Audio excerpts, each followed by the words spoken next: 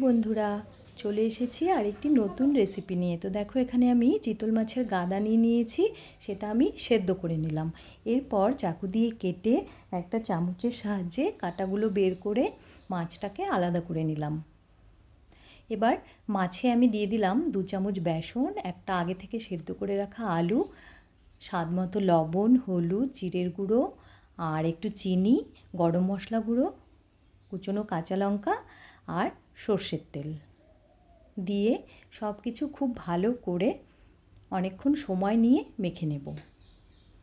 এইভাবে সুন্দর করে মেখে একটা ডো মতো তৈরি করে চৌকো আকারে শেপ দিয়ে আমি কেটে নিলাম।